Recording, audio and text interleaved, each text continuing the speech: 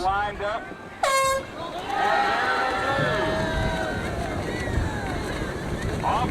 And they're off.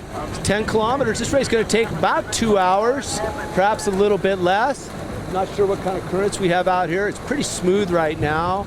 Looks like the tide's going out, so they might get a little push as they head around this first buoy and head into the outside. That's typically what you're going to see with the tide as the tide goes out. But it is high right now, so any effect that they're going to get is going to be strongest in the latter part of the race when the tide really starts moving into its low point. So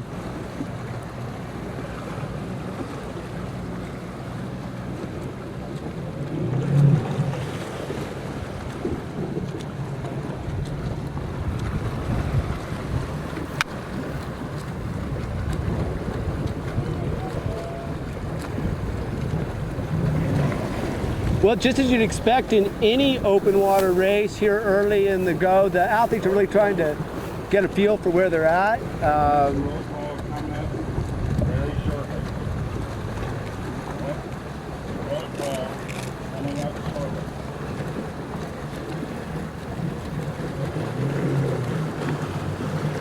As we'd expect, the Australians looking real strong early in the race. But up there on the top is David Heron from Michigan Nadadors. David was the winner of the 5K at the USA Nationals back in April. So he's certainly going to be one to watch. Real strong field as they're heading along here to this first outside buoy. Right now, again, current not much of an issue. If we do see anything, it'll be as the tide starts to push out. Wood tide's gone high already, right? Tide's already been high. It's going in? Tide is high. Tide is high. Actually, still maybe coming up a bit. Oh, just a little bit? Okay.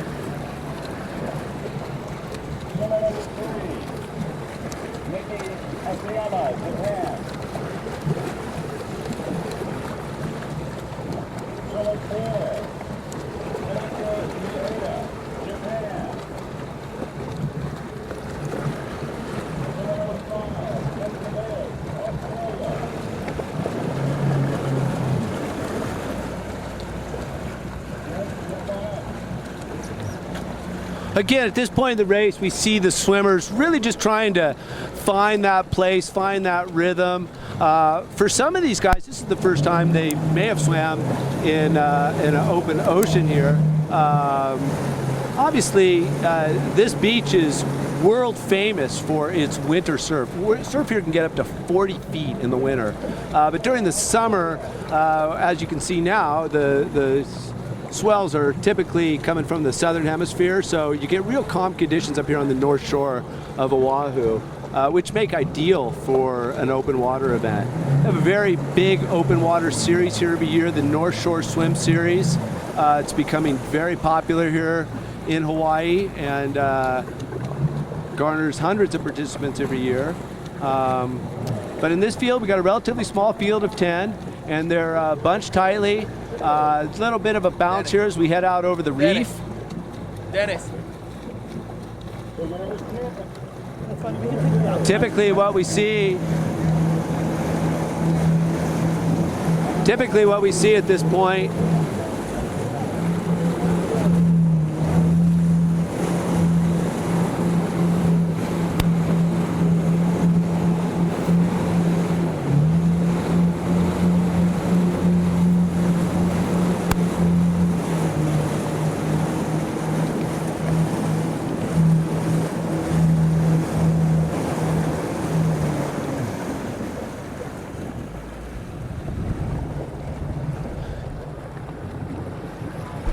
now, as the swimmers come around this first buoy, this is out here where the reef is, where when you see winter pictures of this place, the swell's huge. This is about where it's breaking out here.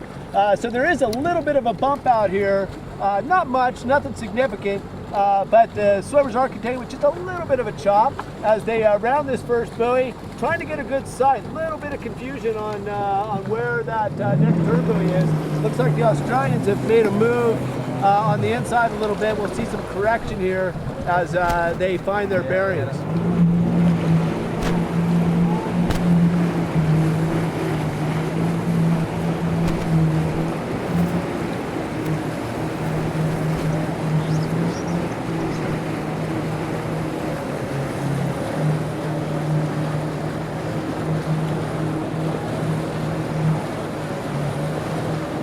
Australians and Canadians looking real strong out there right now. But if you can see closest to us, that looks like David Heron from Mission Viejo. He's got the best line for that buoy. Now the Australians are cutting it. He's bringing it in a little bit closer. The field has now started to correct, and they've got a good spot for as they head out to these outside buoys.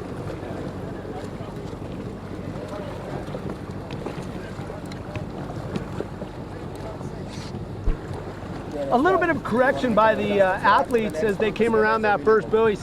There's a small group led by the Australian contingent that came a little inside. David Heron actually had the best line, and he's currently holding the first position as they head out to these outside buoys here. Again, seeing just a little bit of a swell, minor swell by comparison to what we see during the winter months. But they got a little bit of swell working with them, and actually it seems to be at their tail. So some of these guys with a little more ocean experience might have an understanding that they can do what's called railroading. In other words, kind of carry the momentum of those swells, push them along and increase their stroke tempo. But right now it's early in the race, and these athletes are just settling into their rhythm.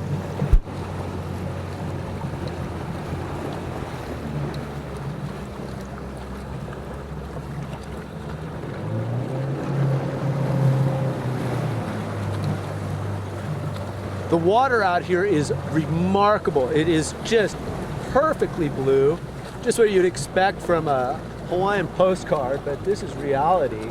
And so let there be no disappointment for the swimmers out there today. Probably great visibility. Actually, I've seen a couple of sea turtles on the way thus far, so they've probably got some good visuals to watch as they're heading through this 10-kilometer course. David Heron there in the lead, swimmer from Canada, number 26 on top of him, and then far away from the camera, closest to the official, is Australian swimmer. But again, this is such a closely bunched field. Looks like they're just working together, working in tandem. There's a large, big organism. Nobody obviously is making any kind of break. School of spinner dolphins up ahead too. Oh, here we come. Our lifeguard, Keoha, has told us that we got some spinner dolphins up ahead. This ought to be interesting. Nothing to fear unless those things are just jamming across the bay, trying to get away from a bull tiger or a great white on a stray. Somebody actually told me at dinner last night about a great white that was spotted up here, and I guess they call that rock over there Great White Rock, because they had a swimmer who just jumped up that whole thing and got all scarred up. But just like anything else, it's important to understand shark attacks, although sometimes it's certainly not a joking matter, but it's such a rarity, such a rarity. And yep, certainly there they are, right in front of us, the spinner dolphins having some fun, right out there by the next buoy. Something interesting going on right now, and it's not as much in the pack of swimmers. The pack of swimmers are just moving along smoothly here. We've got USA, Canada, Australia going 3 abreast. But what's interesting is these spinner dolphins that are right out in front of them look like maybe they've come out to say hello and see what's going on, investigate what these crazy swimmers are doing.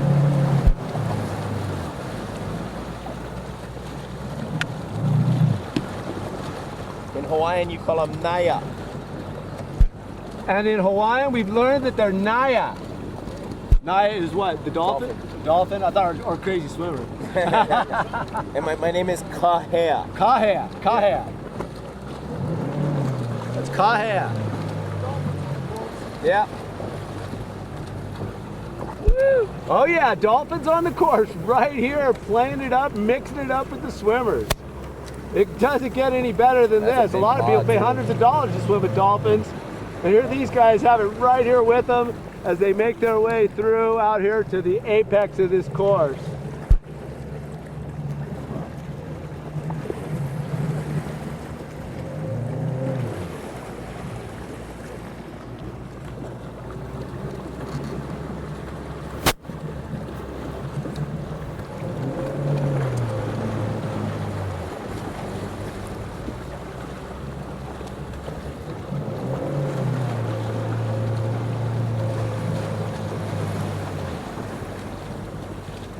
One of the things a lot of people are often saying is, what do swimmers think about while they're out there in a 10-kilometer swim? And we've asked a lot.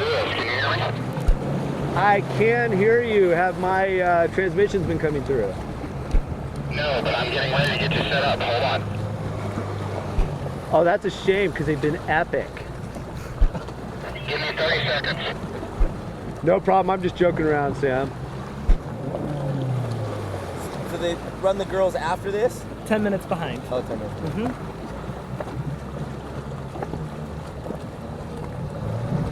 So here they come around this far apex buoy. We're about, let's give it about a kilometer into the race so far. And Give it a shot. okay, Sam, here we are at this apex buoy, probably about 1,000 kilometers, or excuse me, not 1,000 kilometers, 1 kilometer into the race.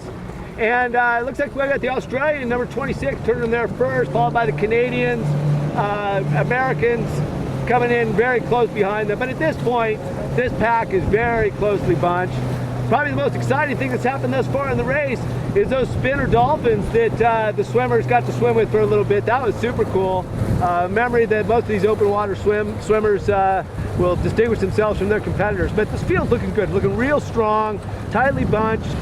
Canadians out in front, Australians, and then looks like we've got David Heron right there in the third position. David's been holding the lead for most of that outside lap for this part so far.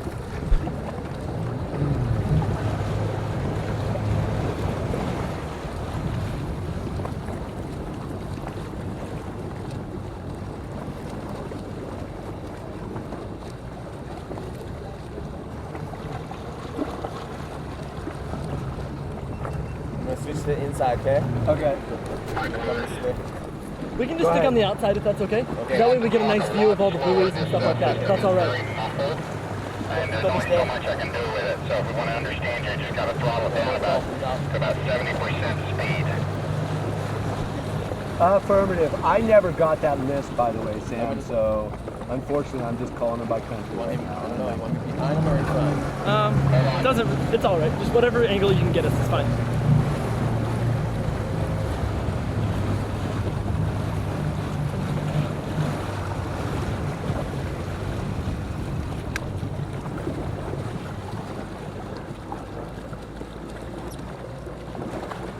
Mike, hold on a second, okay? Affirmative. Hey, if you want to just give Sam an FYI You'll that be looking for Sandra Lopez to hand you a start list as you come back around, okay? I've got that start list. She's going to be looking for you. Oh, beautiful. That's great. give Sam an FYI that the webcast can hear what he's saying over the radio. Okay. We're gonna, when we get in towards the beach, Kahea? Yes. When we get in towards the beach, we're gonna pick up a start list from one of the women race organizers. Mike, we got a report that there's a pot of dolphins hanging with the ladies. No, they're right here in the center. Well, actually, Sam, that pot of dolphins, and those are spinner dolphins, we're right with the men on the back stretch. Currently, you'll probably, if the crowd looks out there, you can see them right in the middle of the bay. But earlier, they were within 10, 15, maybe 20 meters of these athletes. Sure is a lot of fun to see them. Nothing to worry about out here when you see dolphins. Dolphins are friendly. So it's just adds a little something special here at the 2012 Junior Pan Pacific Championships for sure.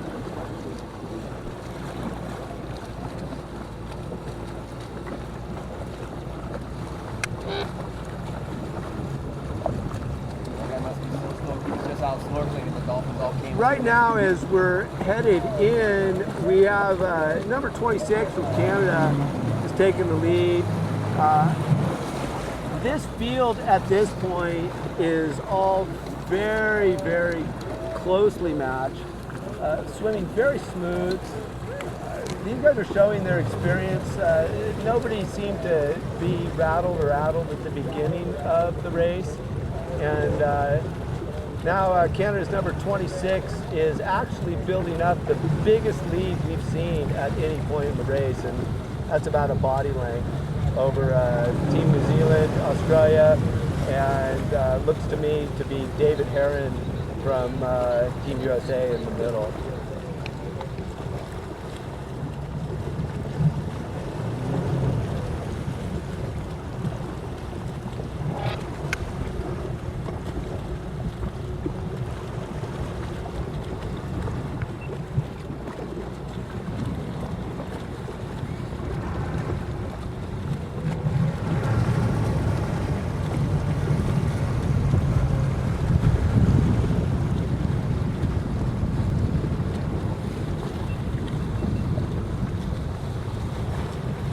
The swimmer's getting a little bit of a swell push here, although the swell is primarily coming from the east. They get a little bit of advantage. They're able to do a technique called railroading, where they're able to catch a little bit of the momentum that comes with that swell. See the Canadians now actually waving back at the rest of the pack. This young man is just swimming a nice easy backstroke. Now turns back over, probably wants to relinquish that lead, let somebody else take over the responsibility. When watching the open water swimmers, a lot of people tend to feel that the best place to draft is directly behind the lead athlete. However, really the ideal space is right on the hip. So we see a couple of these swimmers that have just found that spot. The Australians seem to have whether it's a well-educated understanding or they just find themselves in that position, they seem to be working that sweet spot very nicely. And that, of course, is one of the advantages that the swimmers want to capitalize on.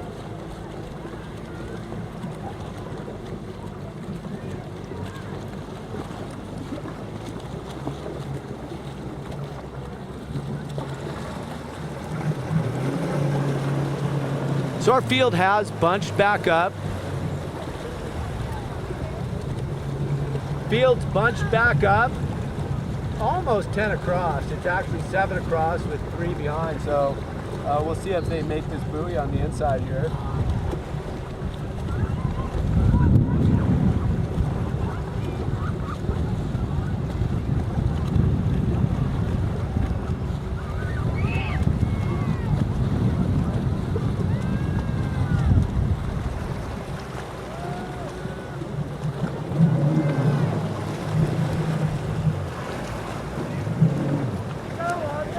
Australia's 23 and 25 first around this buoy.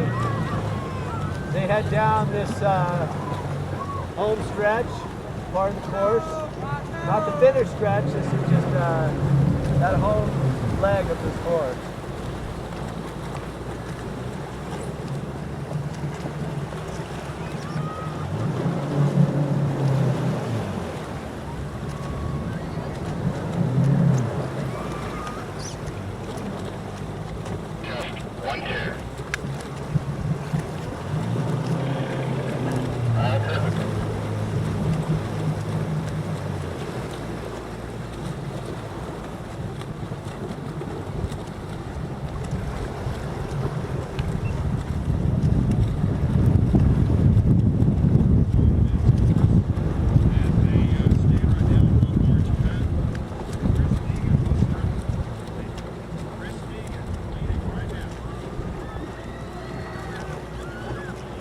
Yes, Sam, Chris has a slight lead, although as you noted, this path is still very, very smooth, very closely bunched together.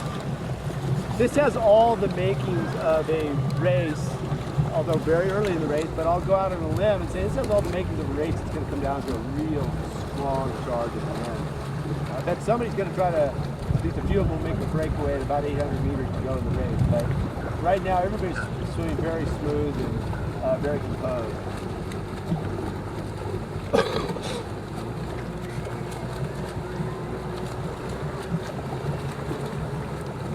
Okay, so right over here to the right, this woman with the piece of paper is going to be the one that we're going to meet up with. I'll just grab it from her, okay? Okay, sounds good. You just hold on to stand. Excellent.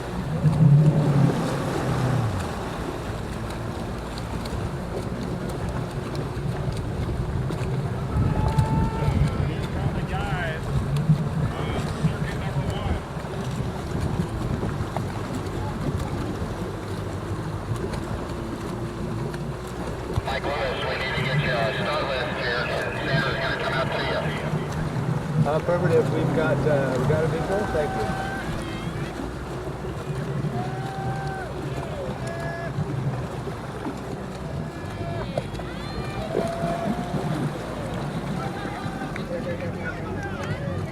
Thank you. Good guys.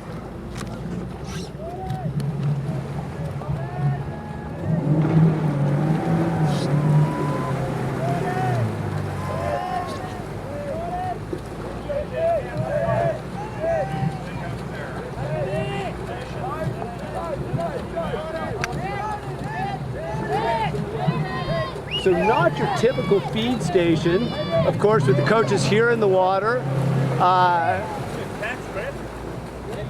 Looks like some actually skipped that.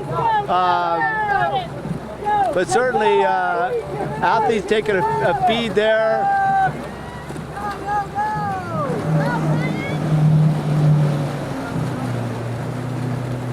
Perfect. Did he just pass it up? He passed it up, huh? Yeah. Yeah, he did.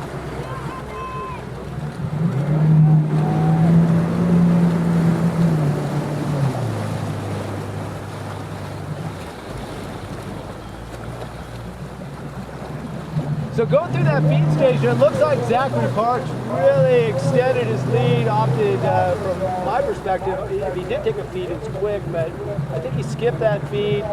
He's now opened up about a 2-body lead as they head to the outside. Not much of a tide advantage here right now, so we won't see much of a push by the athletes. If anything, the tide's pretty neutral, a little bit stagnant right here. Can we get just a tad ahead of him there? Excuse me? Can we just get a little bit ahead?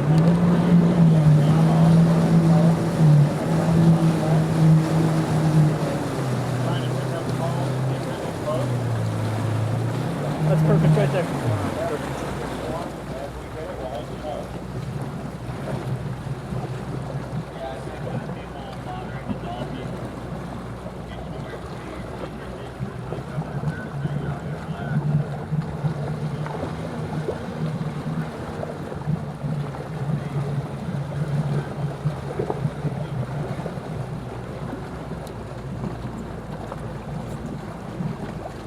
At this first point of the race where we see the men actually have really started to spread themselves out. Perhaps my prediction of them staying as a tight bunch throughout the race was obviously a bit premature. But again, anything can happen over the course of this nearly 2-hour race. It's Canada's Zachary Parks maintaining a solid lead. Closely behind is Jordan Harrison from Australia and Eugene T, also of Team Australia. Those guys have the 1, 2, 3 position right now. Mike, if you get a chance, when you have a chance, can you guys peel off and give us an update on the women?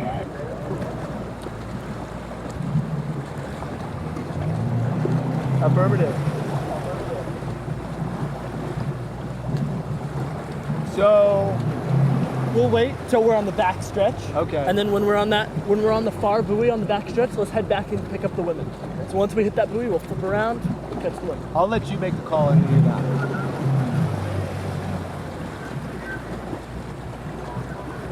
Okay, so there's an interesting move right there. Zachary Parks is now, he's dropped that cap. Water temperature obviously starting to affect him. Hot. So he's now going without his cap. We also see the American. It's crazy. It's crazy. Ryan Dragonoski, he has also decided to ditch his cap. So obviously, when they don't wear that cap, it allows the heat to escape through their head and keep a bit cooler. So it'll be interesting to see how this water temperature affects the traffic.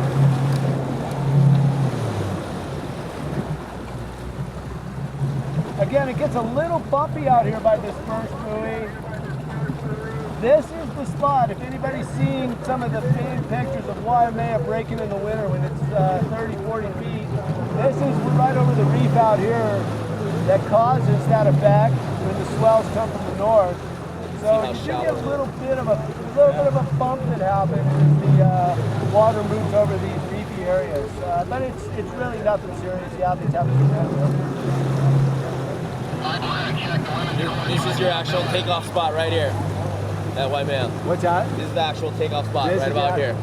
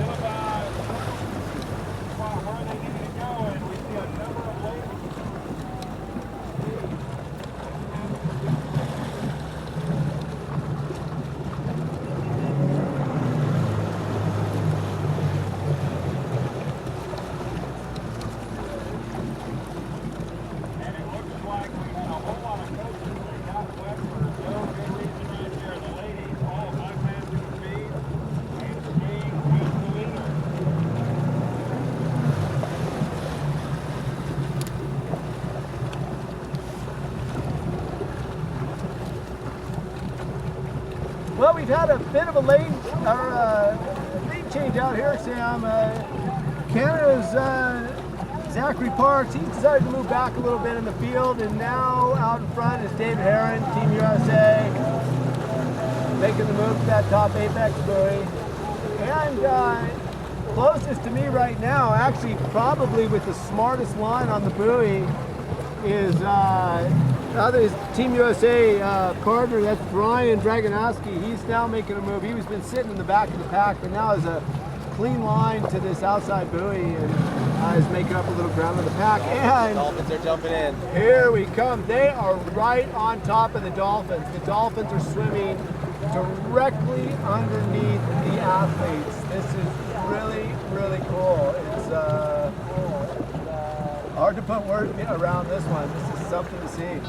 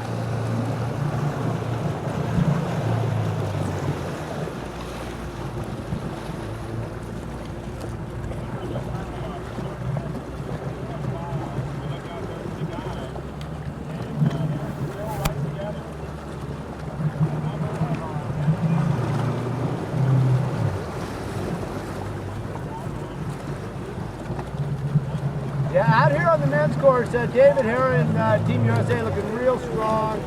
Zachary Parks, Team Canada, right behind him, right on his feet, trying to find himself right in that beautiful sweet spot on his hip so he can get a nice draft. Stroke rates have picked up just a little bit here on the outside.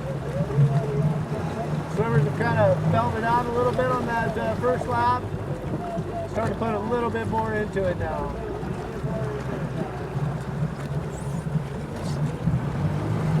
In the third spot is Eugene T of Team Australia.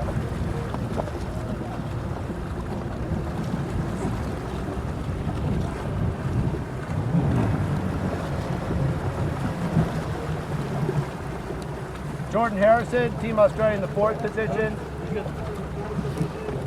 And Brian Dragonowski of Team USA in the fourth.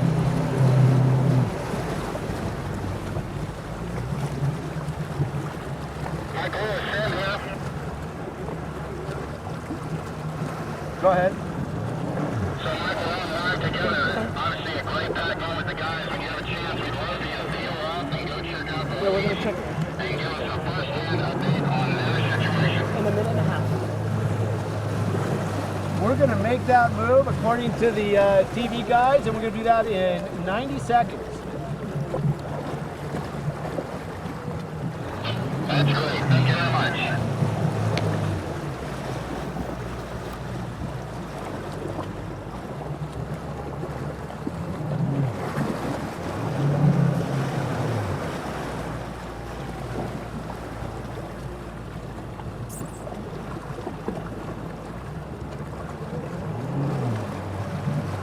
I will say this, Sam, this may be the most beautiful open water course for an international event that I have seen. And certainly these athletes are immersed in the heat of the competition, but water temperature is beautiful. Had some dolphins swimming with them. Perhaps it's even helping them work through some of the pain of the race. But right now, everybody looks smooth, strong. Coming around this far buoy, it's David Heron, Team USA. It's Zachary Parks, Team Canada. And it's Eugene T, Team Australia, and Chris Deegan of Team Australia at the top. Ready? Let's head to the women's course. Again, the field has spread out a bit, but it's still available for anybody. Hold on, guys. Still lots of racing to go. And we're heading over to the women now.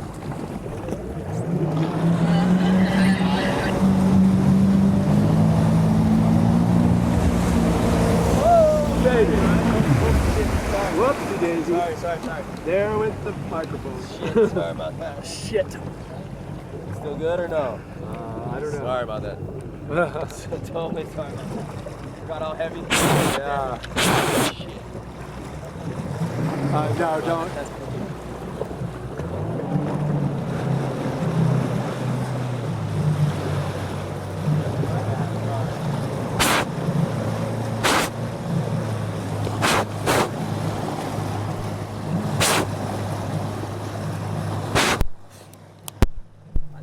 Still working, but Yeah, it's okay. It's protected at the bottom. There's no water.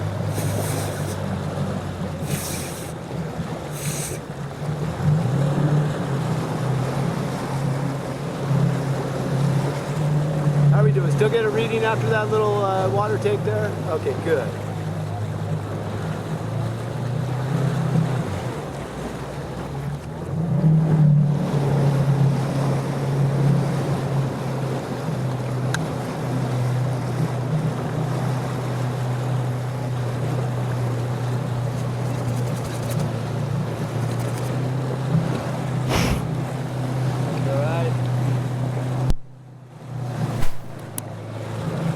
test.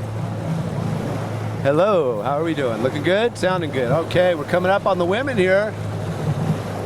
Sam, we're now coming up on the women's field, and you know, the big talk, of course, is these friendly potted dolphin out here jumping up, doing a little show, maybe trying to show off, saying, hey, listen, you guys aren't the only swimmers out here.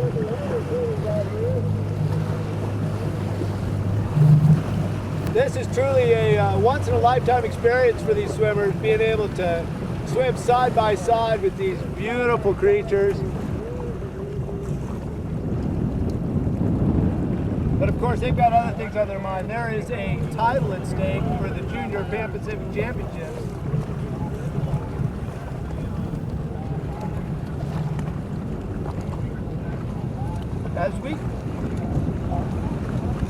As we come up, real quickly here, it's Japan and Australia in the lead positions.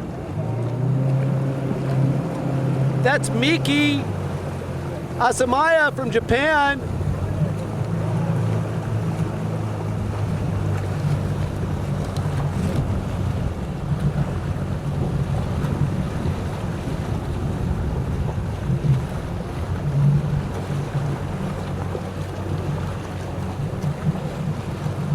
And in the second position right now, it's Karina Lee from Team Australia. So Asamaya from Japan has got a slight lead, and right next to her is Lee of Australia. But right behind them in a beautiful spot, catching a great grab, is Cameraman. Those of us who follow USA Open Water Swimming know Rebecca Mann's prowess. She really came on strong in 2007 at the USA Open Water Nationals, placing third in the in the 5K. Becca Mann, who's now 14, was also a finalist at 3 events in Omaha at the pool Olympic trials, the 400 freestyle, the 800 freestyle, and the 400 IM. So she's a versatile swimmer and very, very talented. But right now it's Asamaya from Japan looking real good at the beginning of the pack there. Very quick turnover. And right next to her is Lee of Australia. So real solid field here for the women. Still anybody in the hunt here, but it's Japan and Australia that's holding the 1-2 position.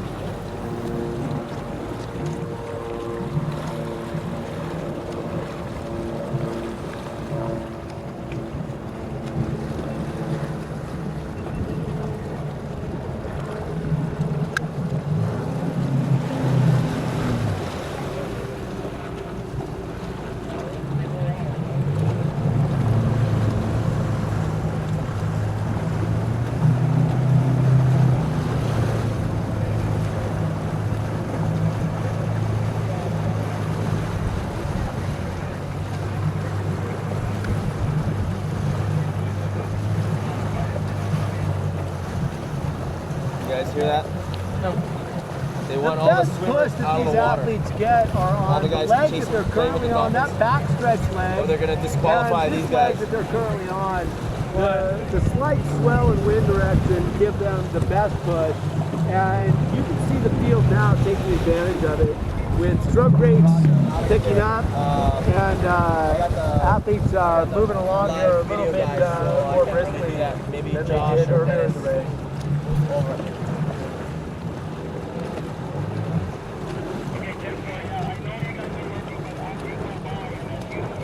It's still Japan in the lead.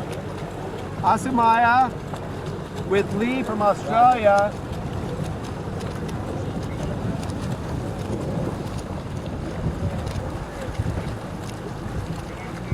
Emily Seymour from Australia has now moved in to that front pack, and so it's 3 across. 2 Australians and Japanese taking the lead here. The Americans go in the just right behind him in a nice formation there. Reminds me of what I see during my visits to Mission Viejo Nadadors practice, what they call the Nadador warm down, where they all warm down in synchronization together. So they're obviously familiar with practicing those positions. But all the athletes now looking real, real strong coming down this backside. It looks like we're trying to see if the Australians are making a bit of a move.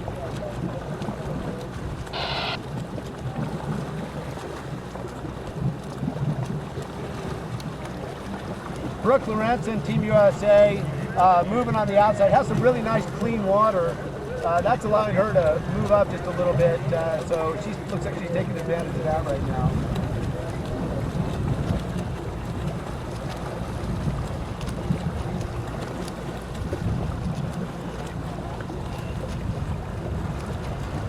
But if there's anybody in this pack right now that's getting the best ride, it looks to me like it's Becca Mann right now. She's got a real good position in the pack, not just the right amount of space, and just in that sweet spot between the leaders, where she's picking up a beautiful draft right there. But right now, the whole pack right now is moving very well together and pulling each other along as they head in towards the beach.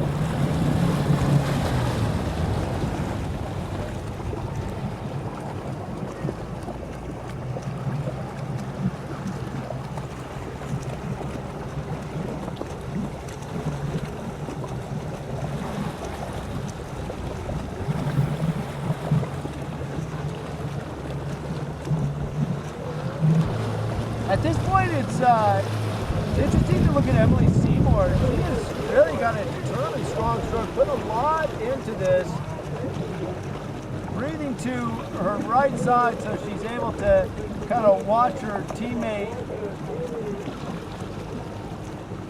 And that's Karina Lee. Karina actually seems to be doing most of the spotting, while Emily just breathes over, looks, and keeps her head down and keeps moving forward. The athletes, of course, conserve more energy the less they have to look up. It strains the neck just a little bit, but these are well-accomplished athletes. They understand how to sight with just the right degree of effort. Now moving into a real strong position is Team USA Brooke Lorenzen. She is right on the hips between the Australians. Very slow stroke rate. She's just right in there, holding that draft, using it to her advantage, letting the leaders take the brunt of this little wind that puts through here.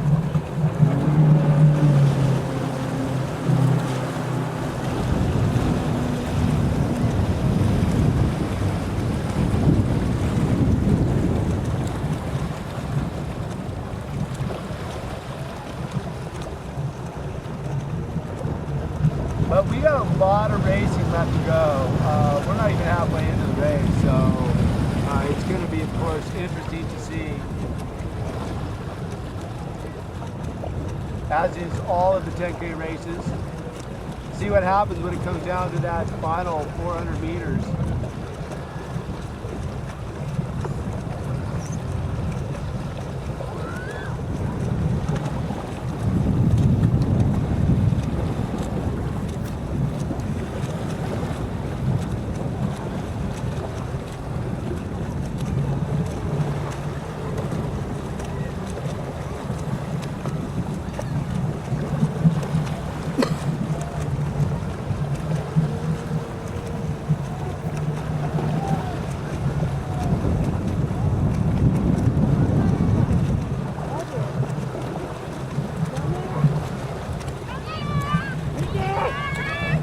We got Team Japan right out here next to us, really turning on the cheering section for the Japanese swimmer in the lead. That's Miki Asamaya coming around this outside buoy, heading down the home stretch.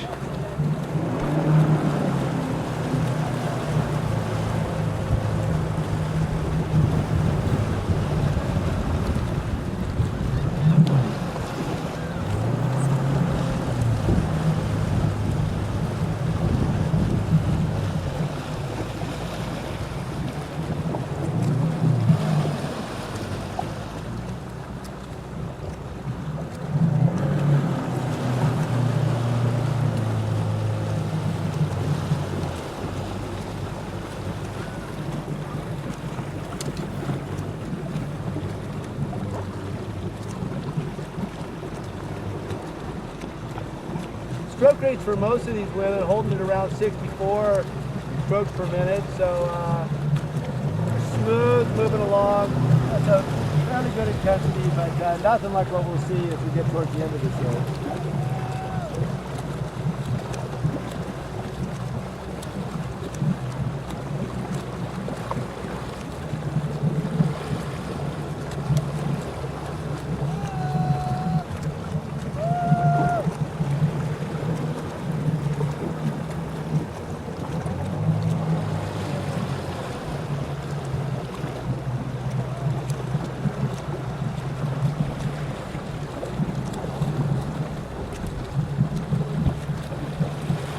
So the tide's going out a bit now, and it'll be interesting to see as we head out towards the point if this starts to become an advantage for some of the athletes and they're able to capitalize on the little extra burst they're getting.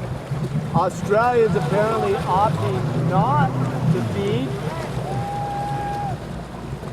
as we head along here.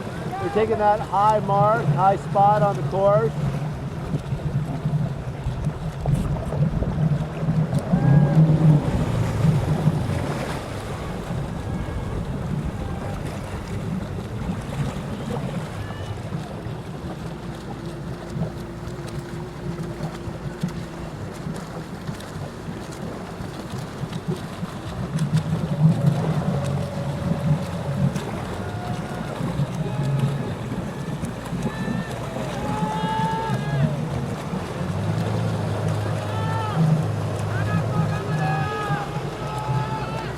Athletes working right now to spot on the feed station. Looks like it's a little confusing for some of them. They're coming on the inside here a bit. So hopefully we won't see anybody getting tangled up in some of these buoys. They can swim through the middle. It's not illegal. Right on, yeah. It's just they're missing. The girls missed the feed line. Yeah, there she see. They're getting tangled right there. Go ahead.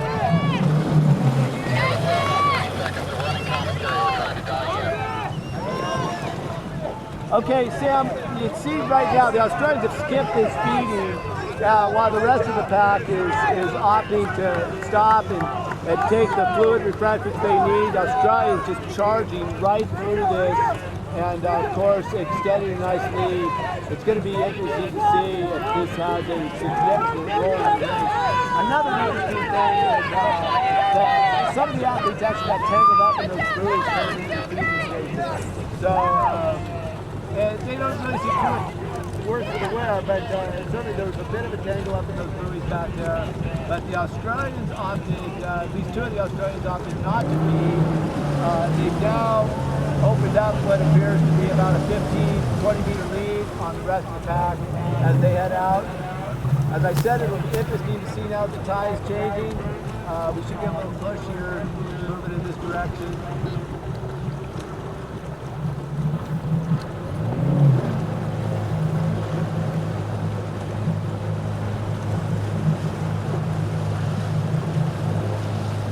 Head back to the men's, or do we want to stay here? Let's stay here for a little bit. There's interesting things that are kind of unfolding. Yeah, the men seem like they're all together still.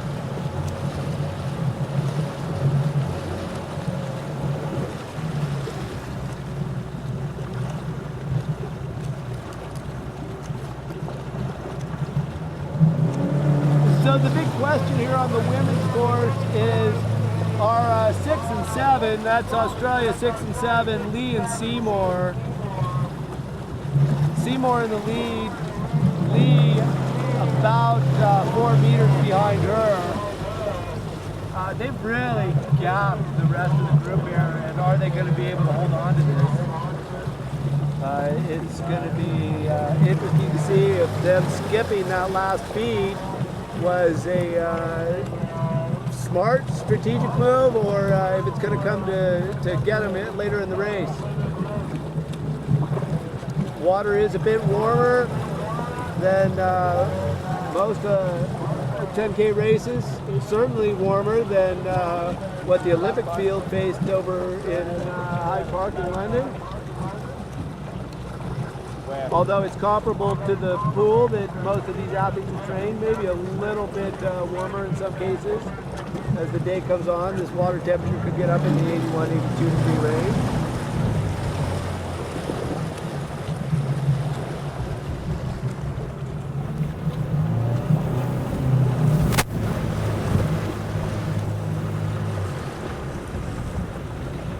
But right now, the Australians have just clearly broken away. And Emily Seymour has a very strong advantage, even over her counterpart, Karina Lee. But again, here we're coming up here to this outside buoy. We start to see a little bit more chop as a result of being over the reef.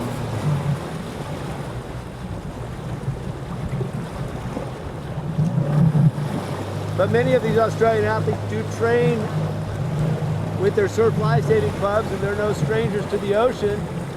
So perhaps they can use some of the slight swell, some of the wind, some of the currents to their advantage. And perhaps that's what they were thinking if they've read their tide charts.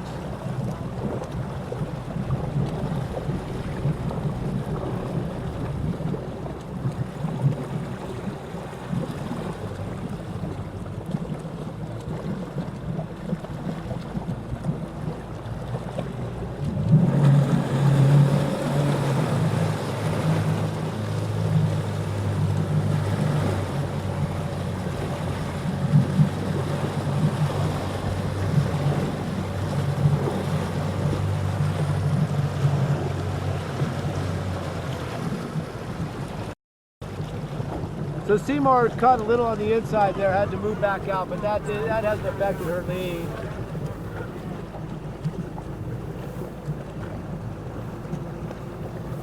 She's got about 5 seconds on her teammate, Lee.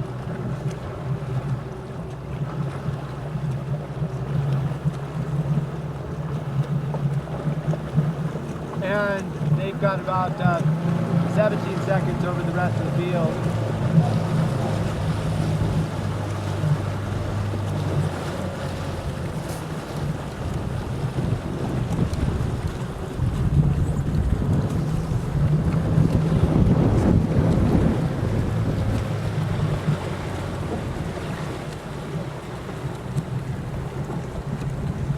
For Team USA, Rachel Salenkas has now moved into the 3rd position, and Japan's Miki Asayama is in that 4th position.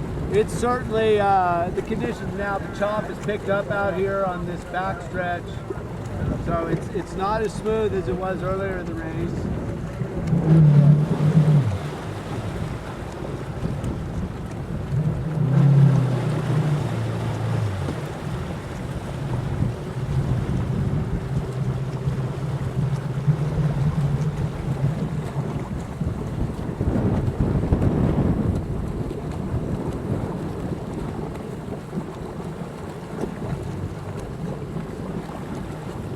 A little bit of cloud cover. It's got water's got the darker blue. Bit of a wind picking up.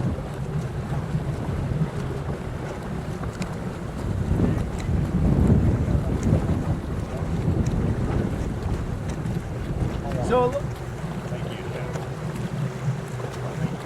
along this backstretch now, it's a bit more of a challenge for the athletes. The wind is picked up. They've got a little bit more chop in their face. They have to fight it a little bit more. So again, this is a type of a race where ocean knowledge could really be the determinant between a very successful outing and a not so successful outing. So we'll have to watch as this transpires. You know, holding yourself real strong in this part of the race is certainly important. And then knowing when to make that move as you move into other parts and they round this outside buoy where the men are right now. If you look where the men are on the course, they're in the faster part of the course right there. So that's certainly the time that you want to use it as your advantage. You have the swell, you have the wind at your back, and it's at that point you want to start to exert some more speed.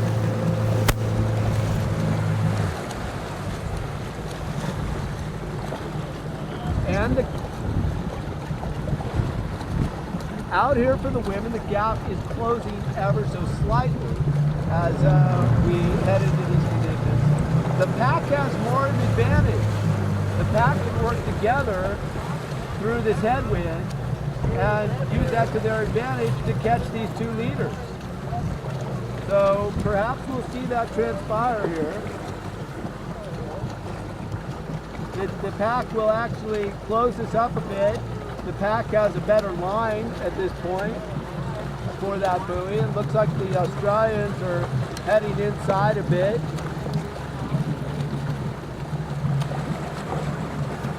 And in fact, it looks like Seymour's just pushing off course right now pretty strongly. So she's not, I think she's counting on her teammate Lee to do that spotting and at least pitch on the inside and get it put. So between the advantage of the pack working together with the draft, and remember all these guys are working together in unison and they're creating a current that's to all of their advantage, and they've got a better line. So I think this gap's going to close because the Australians are moving down the course right now, and I've yet to see them correct enough. Yeah, these guys are better line riding as well. We're going to give an update here on the men's course. It was Zachary Parks leading the way at this time.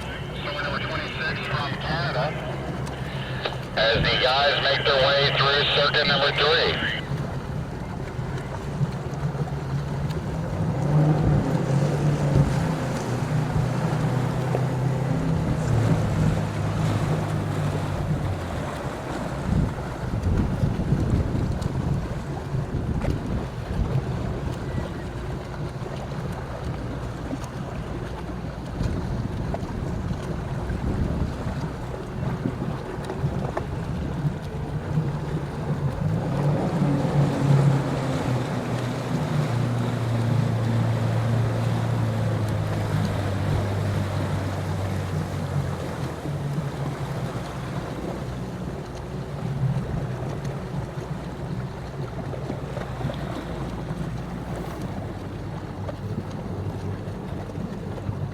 So out here on the women's part of the race and on this part of the course where we're at now, a little bit more protection right here, so the wind chop isn't quite so bad.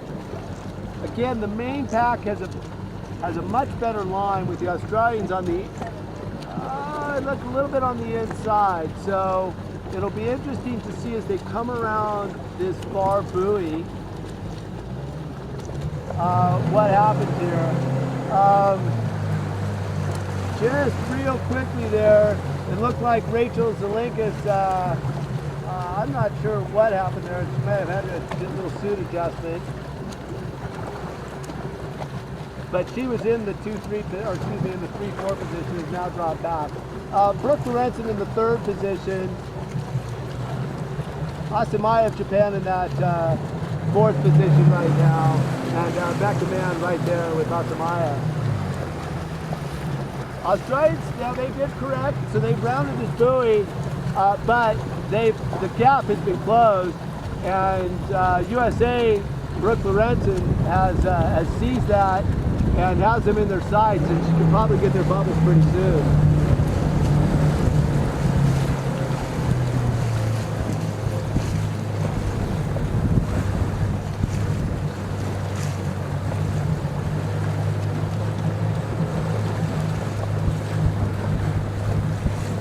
This is a fast leg on this course right here. This section here is really where we see a lot of speed. The athletes can start to feel it, certainly. And stroke rates turn up. They drop that headwind, which they were fighting. And anybody who's ever swam with a surgical tubing in a pool knows what it's like to swim down with that resistance, let go, and then have the resistance kind of pull you forward, and your tempo increases, your speed increases, and you feel real good. Well, it may not be dramatic as surgical tubing, but they have a similar effect here. They get a little bit of a slingshot, they can up their stroke rate, and they can glide a little bit more, getting more distance per stroke as they move down this far side.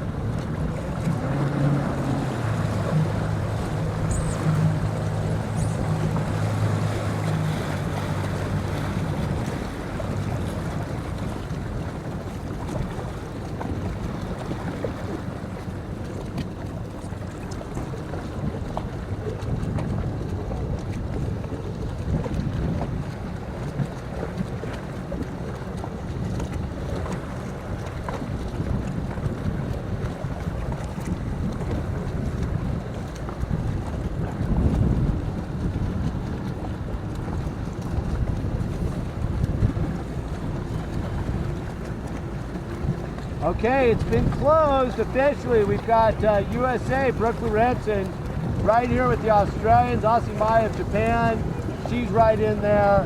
That 20-meter lead that the Australians had earlier has now been closed. Now we've got a 2x2 group of 4 working together, and you know, it's back to anybody's race.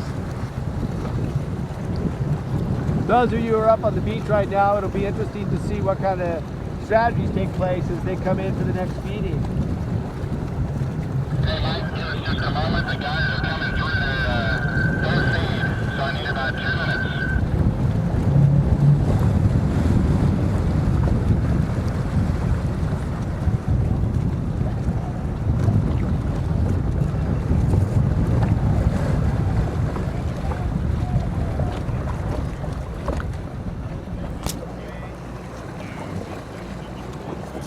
In some ways, a 10K race is like a basketball game.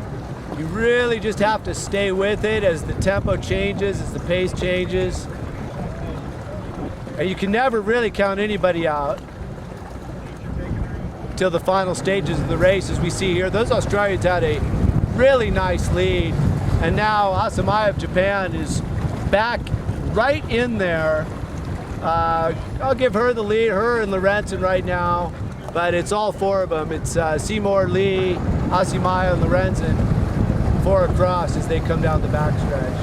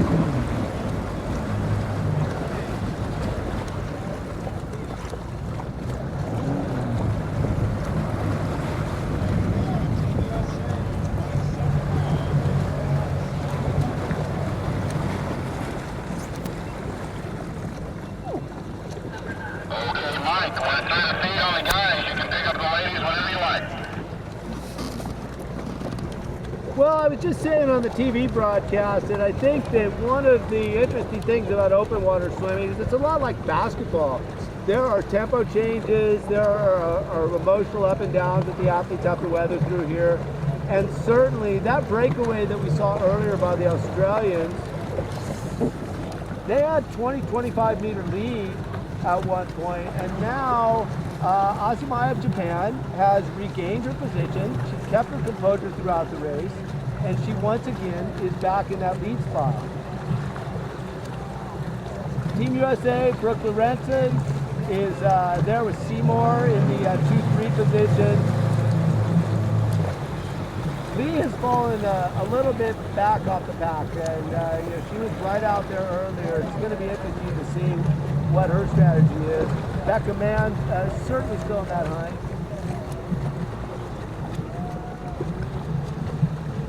Right now, this whole field is together. We only have one athlete that's dropped off the field. It's one of the Japanese athletes. But at this point, it's a good lesson for the athletes to understand. There's a little bit of jostling there in the crowd. Unintentional, doesn't look like anything that the referee saw as an infraction.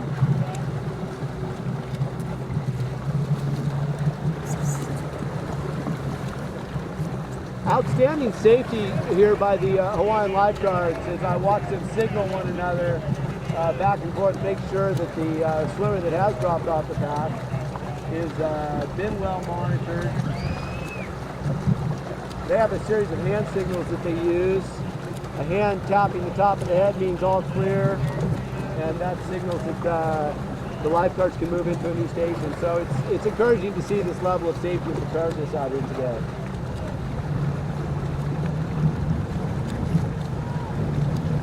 But as we head in here towards this turn buoy, it takes us down the back stretch. It's Atsumaya in first place.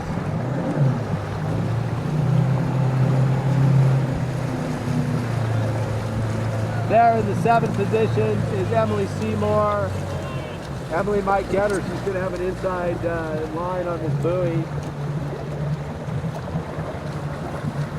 Becca Mann has now moved into the 3 position with her teammates Rachel Tselinglis and Brooke Lorenzen next to her on the outside.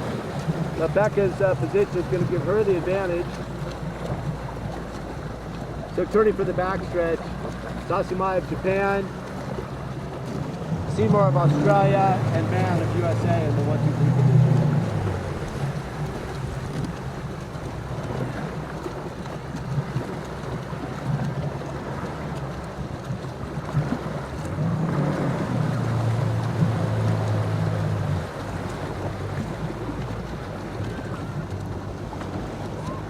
One who's been somewhat anonymous, but I think still has a strong position in this pack is Canada's Jade Dusablon. Looks like she's swimming real smart out there right now.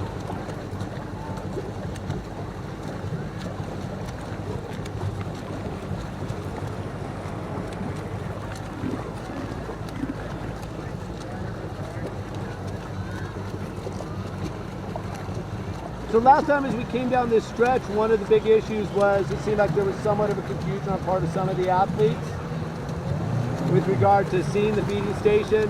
Looks like the buoys are a little bit more clear now. That's awesome. So athletes have now started to line themselves up, and it's going to be interesting to see what happens. It looks like, well, it's still so early to say, but I'm wondering if Asamaya is going to push out.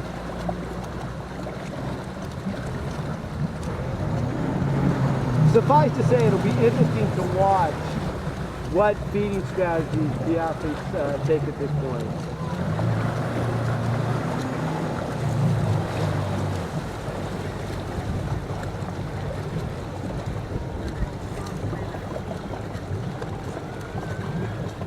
So our update from the guys' side, as they head on out, it was Zach Parks with the lead. From my understanding, he is still in that position. He and David Heron had opened up a bit of a gap. You can see from the shore that the pack is still right there. It's cool to see the Japanese contingent here on the beach. In fact, it may be David Heron may now have taken the lead against Zach Parks.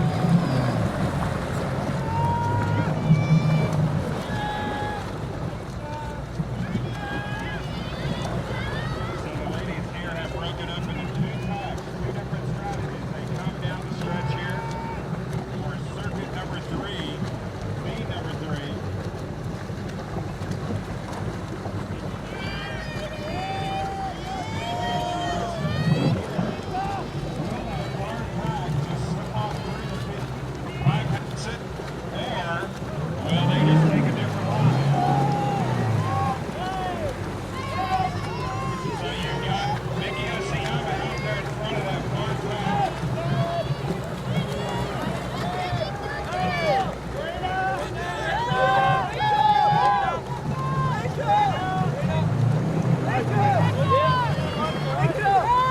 Okay, Sam, that was very interesting. Asayama pushes through, but in doing so, she also pushes Emily Seymour through again. Now that's 2 feeds that Emily Seymour has not taken. So, very interesting. Now, all the Americans took a feed on that one. And now they're going to push their way back in. But somewhat of an interesting strategy at this point in the race to see that kind of move. There's still a lot of racing left to come. So it's curious to see. Kenny, come in, Kenny. She's almost at the starting line. Black cap. Do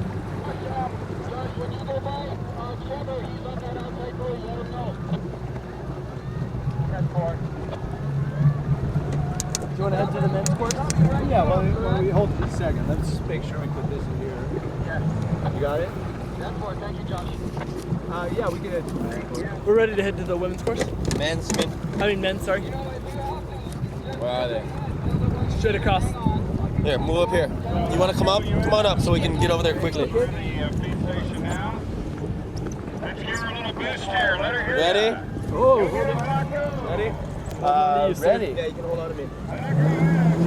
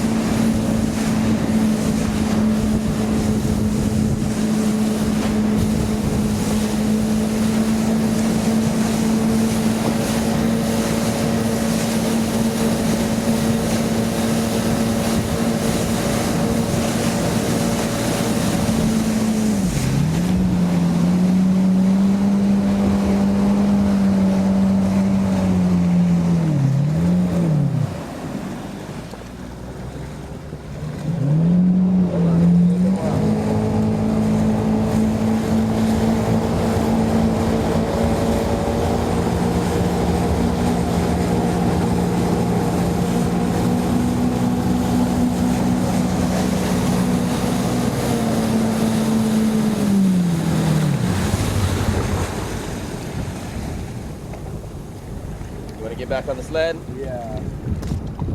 Oh, I don't. That was way more complicated.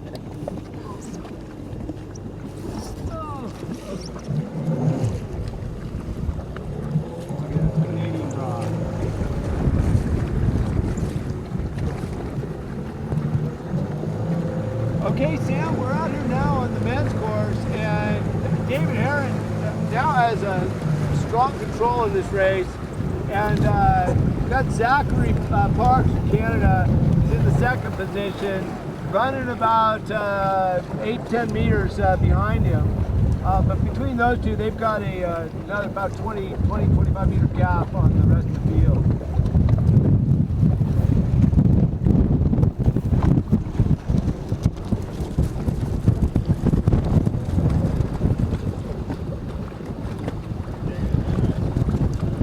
As we come out here, another member has joined the capless crew, Bernard Burns, Team USA. He's now without his cap, riding in the fifth position.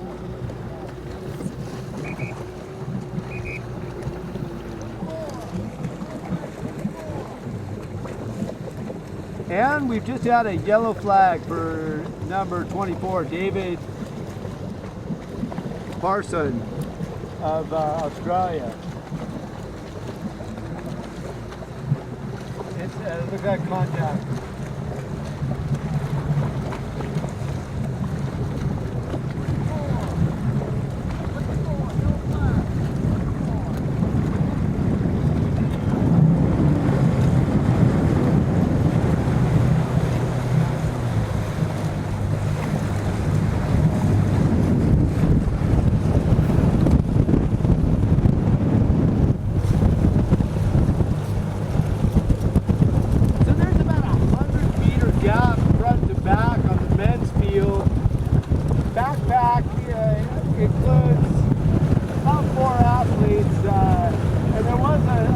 Angle up back, yellow flag, but they've corrected and they're moving along nicely now.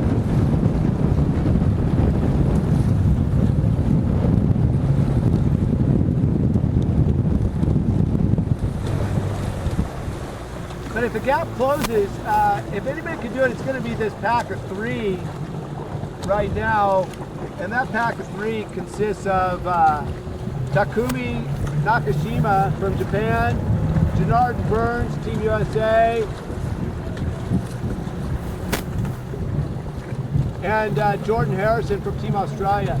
These three have the best chance of working together, and they are working together rather nicely right now. If they're going to close it up there on David Heron and Zachary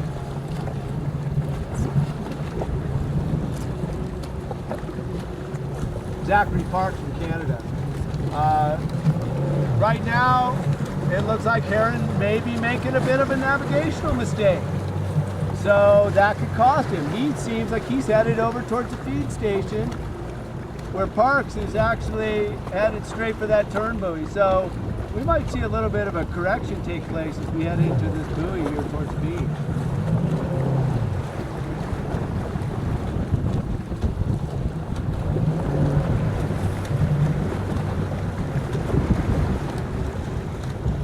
But Japan's Nakashima is leading this group of three here in the middle. Burns of Team USA in the middle. And Harrison from Team Australia. If anybody has a chance to close it, these three, because of their proximity to one another, the way in which they're swimming, they could close it up. If Heron's navigational mistake gets too bad, that could actually really work to these guys' advantage.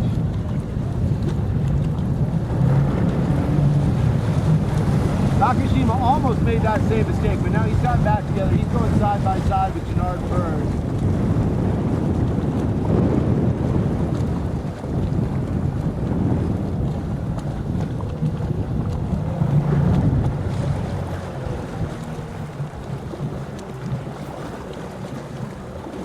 Yeah, from this perspective, I'm not sure if David Heron has seen that he's that off course. look like he's correcting that kid? Not much. Cat in the middle.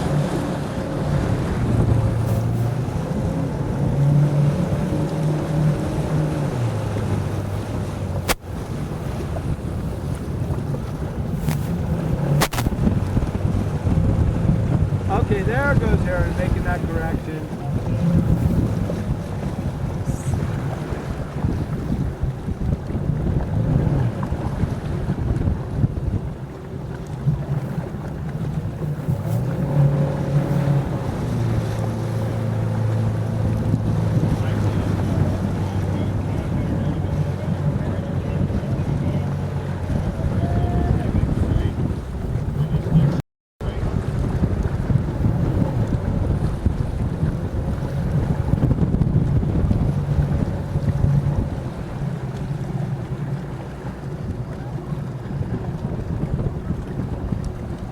Okay, Heron is corrected, and he still has a really strong lead. He's swimming very well.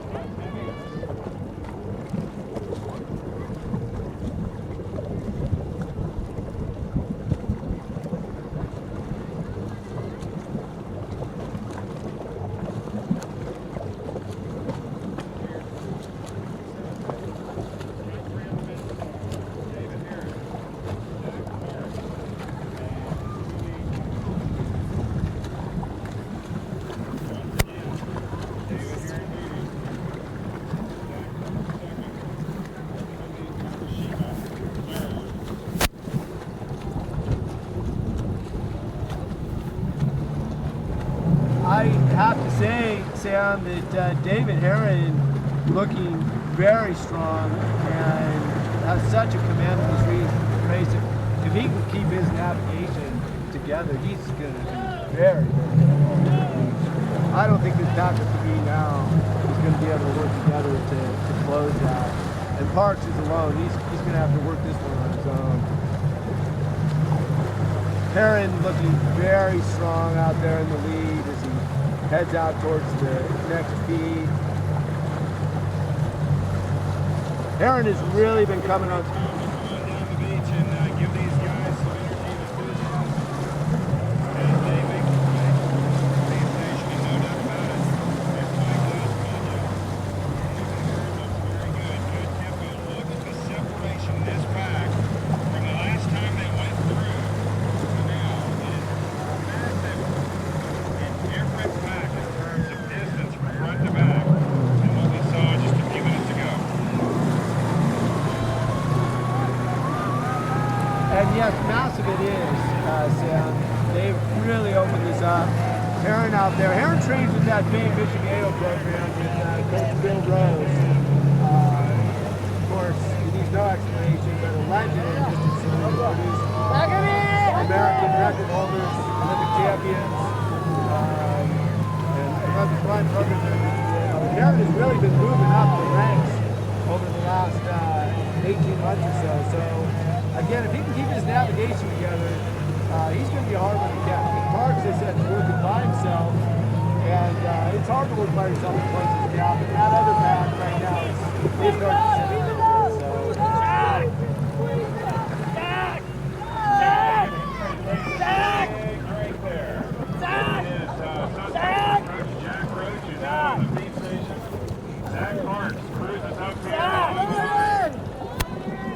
Yeah, David Heron looks great right now. Marks has got a lot of work to do if he wants to run him down. Bring it on. We got about 15 seconds. Go. Yeah, there's some serious. Off course, it turns back in. Yeah, there's some serious coaching talent out there in the feeding stations there, Sam. Like today, Coach Jack Roach, Ron Jacks. You know, Ron Jacks is the coach of the Richard Weinberger, who won that medal for Canada over there in London. So these young junior swimmers, they certainly have a lot of coaching expertise to draw on, and that's certainly to their advantage and bodes well for international distance swimming for sure.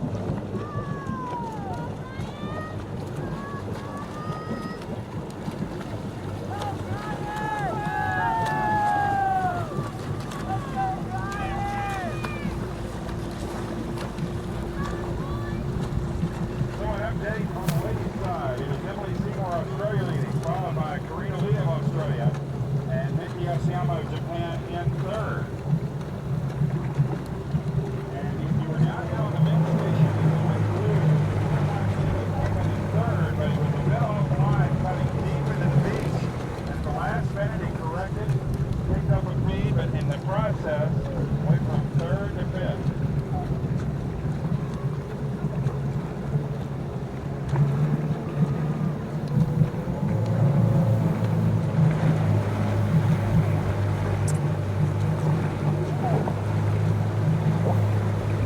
Guys are on their final circuit, ladies and gentlemen.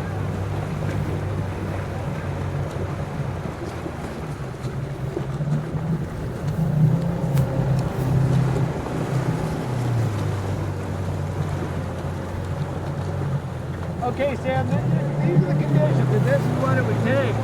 This group of three right here, currently being led by Denard Burns, they would have to really work together. They've got the tide, slight tide advantage, hardly any at all, but slight tide advantage with them right now. They're going to go against this backstretch headwind. They can fight through that together. Meanwhile, it's going to take, that's going to have to really kind of break down David Heron, and as well as Zachary Parks. Then they could be in that mix, but it's really, really going to be tough.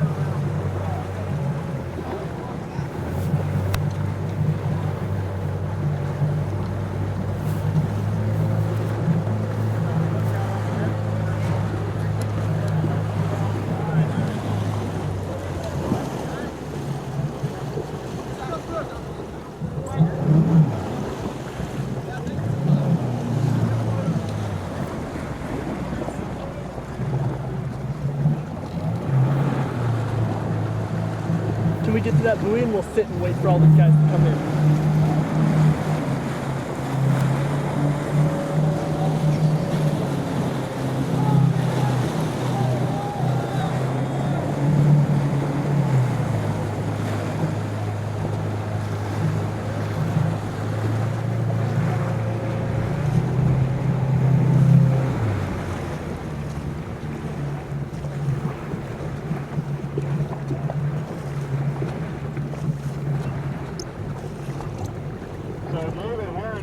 Offline, trying to make a tight turn as he goes through this turn buoy.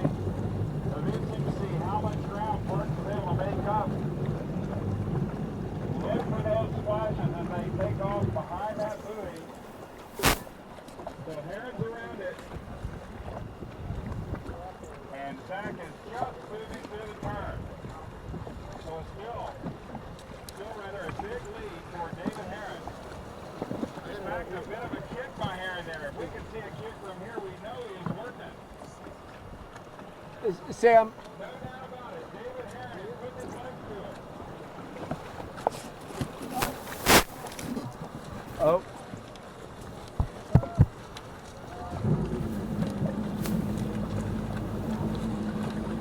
So that slight navigational issue with Heron was really minuscule from this perspective. This is certainly his race. There's going to have to be something really, really tricky to happen. Although it looks like navigation may not be his strong suit. He's kind of coming on the inside here a little bit, as well as Zachary Parks. So we'll see how they correct. But it's going to have to be a significant navigational mistake for Heron, because he does have a very good. But his swimming certainly isn't a problem right now. He's very strong. It's just his navigation is slightly off. And we'll see how he corrects as he gets closer to the end. On the way, of course, right now, you might see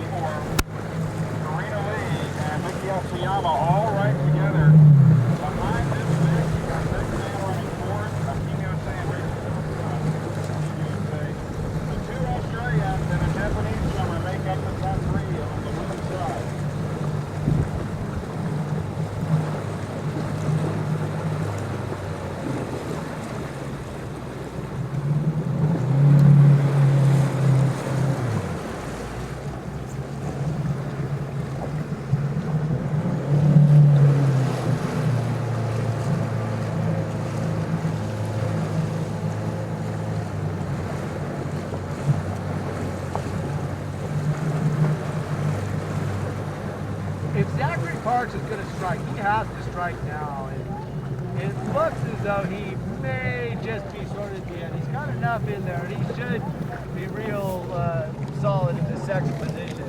But he would really have to turn something on, because Heron is just ever so slightly incrementally building up this lead.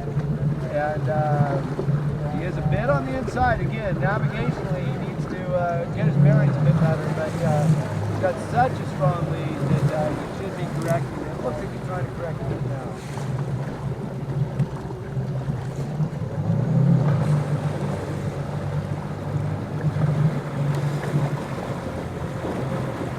Mike, this is Sam. We'll have about another 45 seconds for you to make commentary on the guys, and then we're going to pick up the lead as they count three up the station. Well, Sam, I guess all I'll say on this backstretch is it's certainly not as bad as it was on the last lap. They still are contending with the headwind. The current's certainly not to their advantage. This is where you just have to plod through it, get through it so you can get around there and really use the speed as you come back in towards home. Heron's got this lead. I think he's got this race bag. Parks in the second position. He's looking strong. And I would say in that third position, it's going to be Nakajima. He's got a real strong position.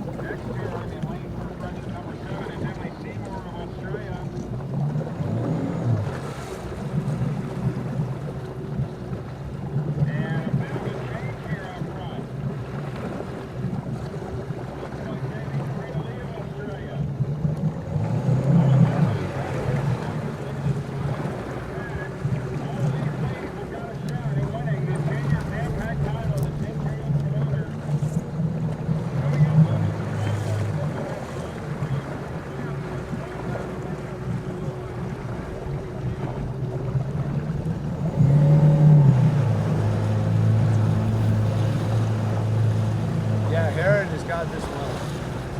Sure, looking real good.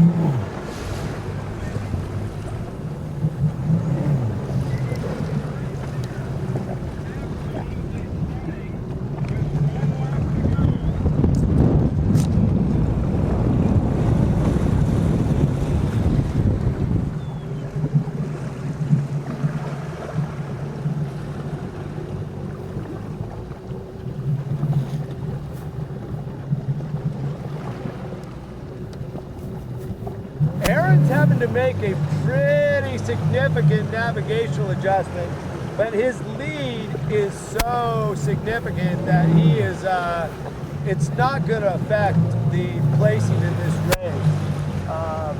But the smartest line right now out here is Nakashima, Japan's Nakashima. And I'm curious to know if that's going to help close the gap with Zachary Parks. It doesn't appear so, however.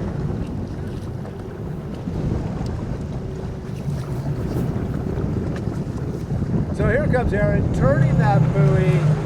Now has current on his side, his stroke rate turns up. He's not fighting against it anymore.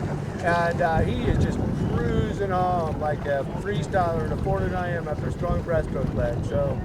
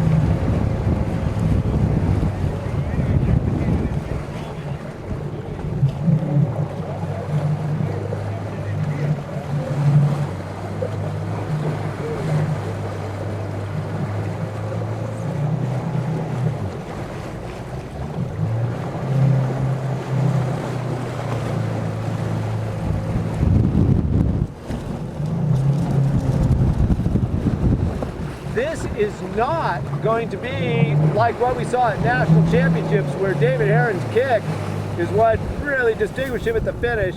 He's got the kick, no doubt, but he's got this race in the bag.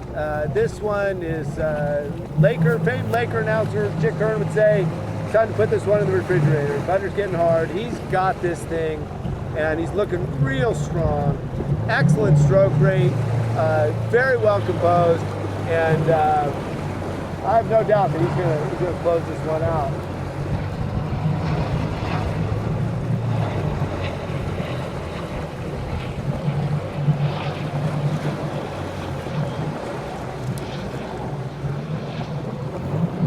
Another swimmer here with the men, however, that is looking very strong is Nakashima of Japan. However, I just think that it is just too late in this race for him. But he has gapped himself a little bit from Gennard Burns, riding strong in that third position. And Zachary Parks of Canada, he's got a strong hold on second right now.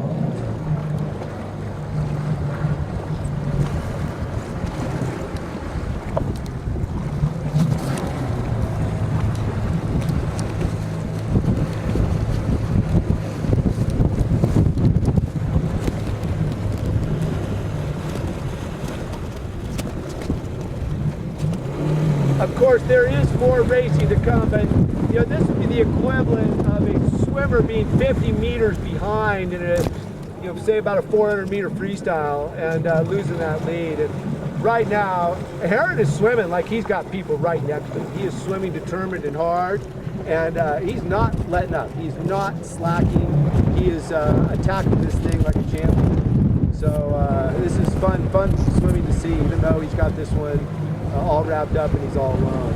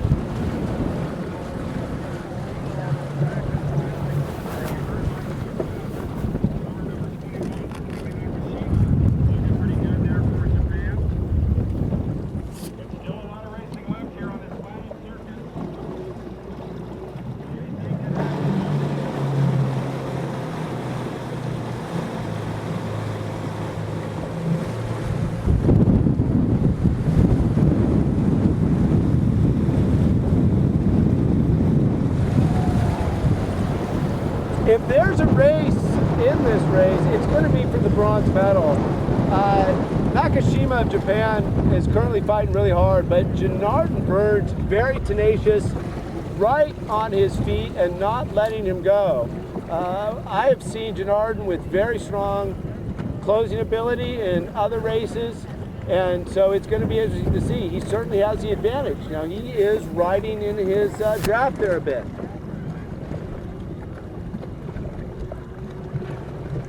Here in the lead, coming up on the final buoy, headed for the home stretch, this is David Heron. As I said earlier, continuing to have a very strong kick, very strong turnover, and he's swimming as though he's fighting for it with swimmers by his side, but he is all alone.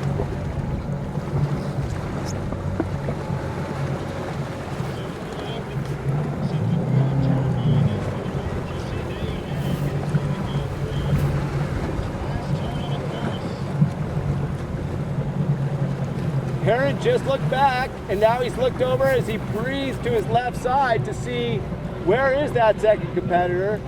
He knows it's his, but at the same time, he is not letting up, and he's going to charge for home.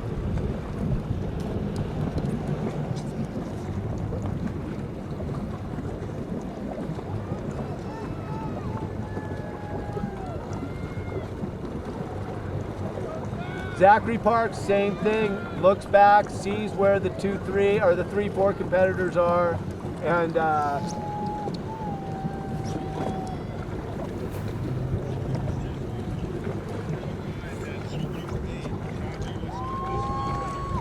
right, let's go right up, get these finishes.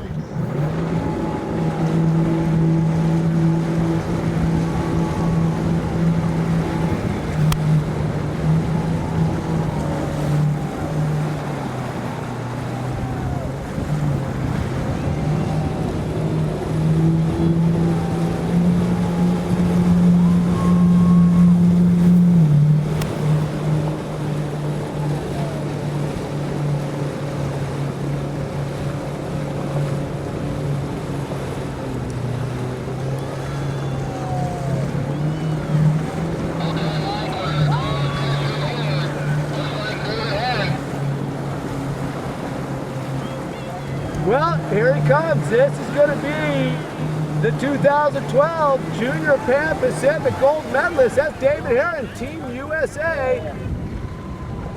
Looking as strong as he's looked at any point during this race. Ladies and gentlemen, if you're on the beach, let's make some noise for these guys as they wrap up the finish as David Heron racing for the win on the 2012 I just had guys in the water. Junior Pacific 10K open water swimming. It's been a gorgeous day as David Heron looks over his shoulder to see he's got nothing but two circuits standing throughout the race.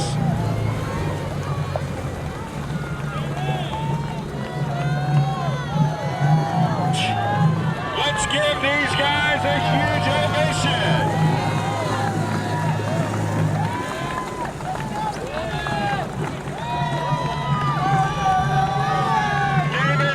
I think it's impressive to see the stroke rate, the stroke turnover when this young athlete clearly has had it in the bag.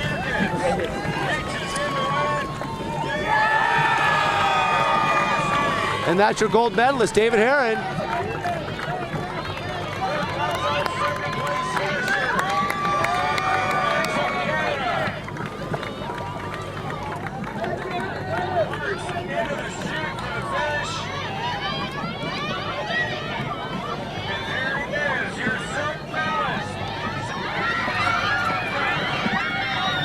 Sam, this was the race I told you about right here, and that it came down to navigation. Gennard Burns on the inside, Nakashima on the top. Nakashima had the lead. But now, as you can see, Gennard Burns is going to get him. He had better navigational IQ. He's going to come in. Team USA will grab a gold and bronze. Team Canada grabs that silver. And this is through the chute for third place. Right behind him, Takeda Nakashima, Japan, for fourth.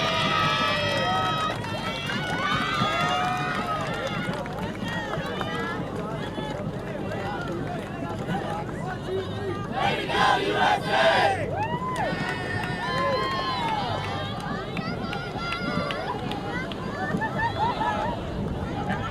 A mob scene here on the beach as these athletes meet their teammates.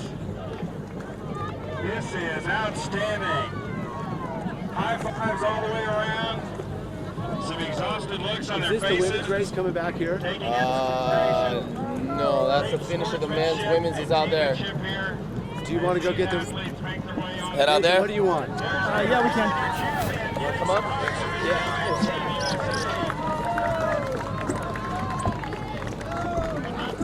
Is that it? Yep. Yeah.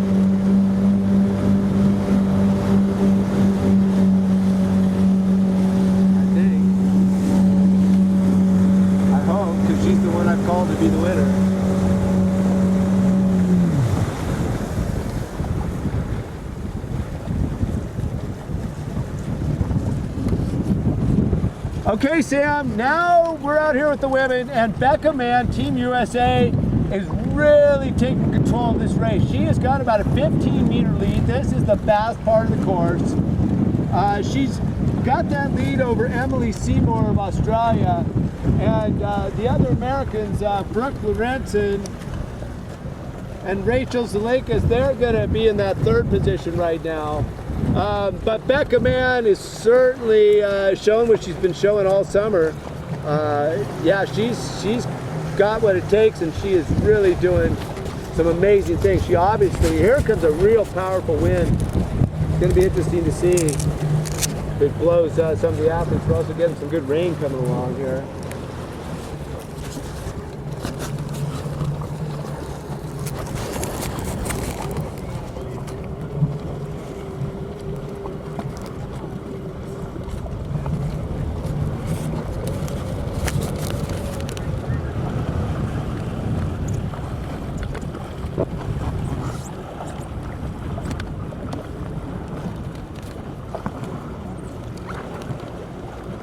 Cameraman, it comes as no surprise that she has such a strong lead in this race. She was a finalist in the 400 freestyle, the 800 freestyle, and the 400 IM at the Olympic trials earlier this summer in Omaha, proving to be a very versatile athlete both in the pool and the open water. She came on the scene at 13 years old at National Championships 5K in Fort Lauderdale, Florida in 2011. Amazing performance, fighting it out with veterans Christine Jennings and Ashley Twitchell in those top three positions. It was very impressive to see her at that young age, and she just gets nothing but stronger and faster. She is opening up this lead more and more as we come along. As we come in towards this buoy before they head down the home stretch, a little bit of rain coming through, a little bit of more wind, but Cameraman is looking strong as ever, and she is opening up the lead more and more over Emily Seymour.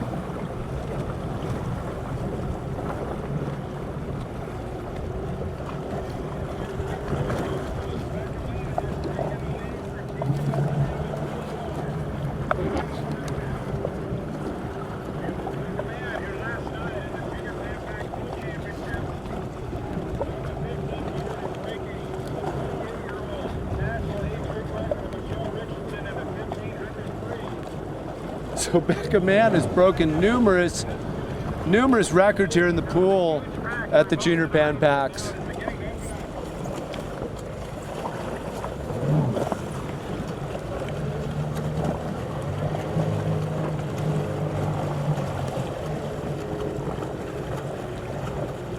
Australia's Emily Seymour really looking strong and determined, but the lead right now that Cameraman has and the better line is just going to be insurmountable for this race.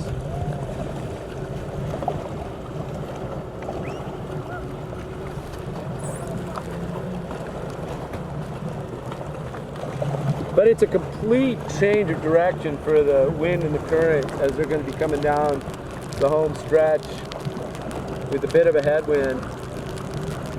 That could play itself out for the bronze position right now, because you have 5 women back there right now, almost 6 that can contend for that bronze medal.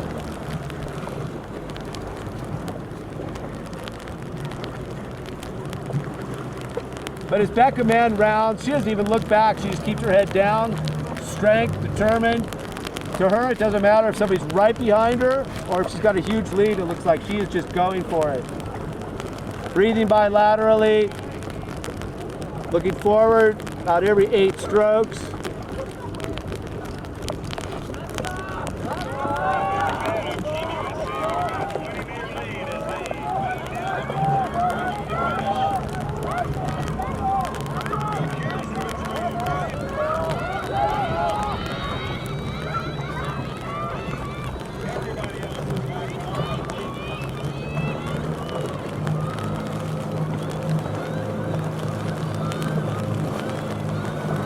So they're having to punch through on this final leg. Got a little bit of wind, Seymour looking really strong, but it's Mann's lead that is just going to be too big to get at this one. And a quick housekeeping reminder. reminder for you. As soon as the ladies wrap up, we'll have the award ceremony about 10 minutes after the ladies wrap up their circuit. That'll take place up high on the beach by the admin tent where you see that ambulance park.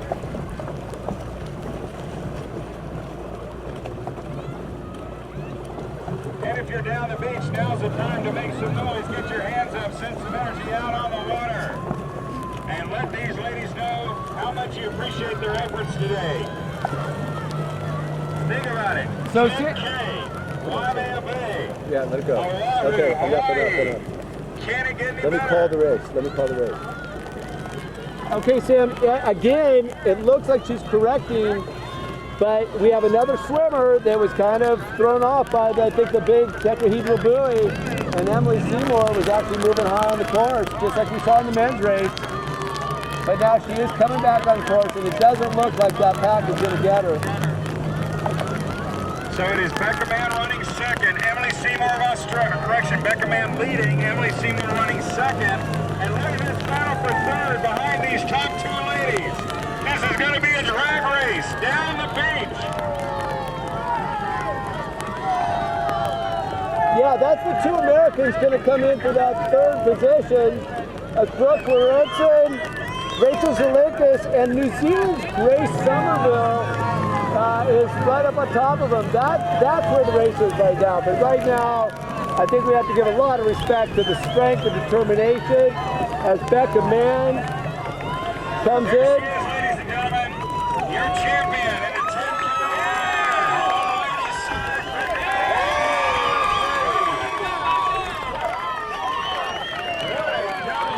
Last 24 hours for Cameraman. 1,503 last night in the 10K over water now. Here comes Emily Seymour of Australia. Woo! A bit of an obstacle at the end as she reaches in for second.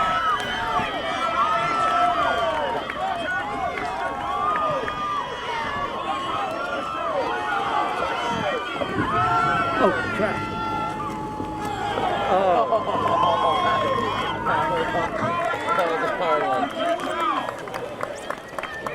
Sam, I'm going to have to turn that over to the officials. I mean, that was amazingly close. Rachel Zelenkas seemed like she may have touched first.